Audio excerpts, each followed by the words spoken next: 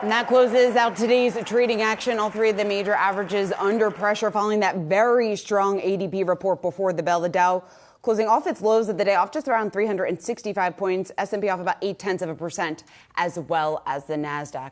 Let's take a look at some of the trending tickers. The top one on Yahoo Finance today, Affirm, the stock sliding roughly 10% after a downgrade to underweight from neutral at Piper Sandler. The analysts there citing higher rates, also the restart of student loan payments as a couple of headwinds here facing Affirm. He also talked about, Akiko, some competition. We know Apple Pay Later, the new entrant into that space, bringing up some questions just about their ability to attain that revenue growth that they've laid out in terms of their forecast. Yeah, competition, a big one, but higher rates, you could argue even bigger when you think about the impact it's likely to have on Affirm. The analyst specifically saying that Affirm relies on loan sales to drive a huge part of their revenue. And if you look at where the company is right now, they've increasingly held on to some of those loans on their balance sheet. With higher rates, that's an even bigger concern. And you see that downgrade today reflected in the stock, at least down about 10.5%. We are also watching Microsoft shares, the top performer on the Dow today. Morgan Stanley raising its price target on the stock, naming it a top pick in large cap software. Behind all of that, of course, optimism in Microsoft's AI exposure. We're talking specifically about OpenAI, ChatGPT. By the way, Morgan Stanley increasing their price target by roughly 24%. Huge upside there.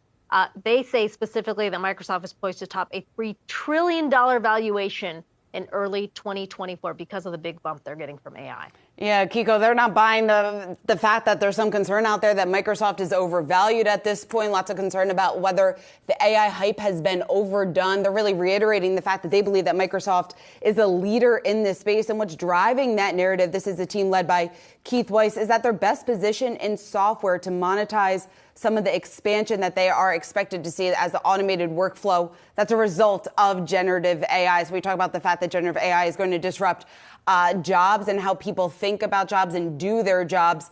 Morgan Stanley making the argument that Microsoft is best positioned to capitalize on that. We know, obviously, Microsoft has been really pushing even further into the AI space, working it into various parts of their business, overhauling their entire lineup of Office apps. So Morgan Stanley thinking that they are going to remain the leader in the space, at least for now. All right, also keeping a close eye on shares of JetBlue, the company announcing that it's going to end its alliance with American Airlines in the Northeast.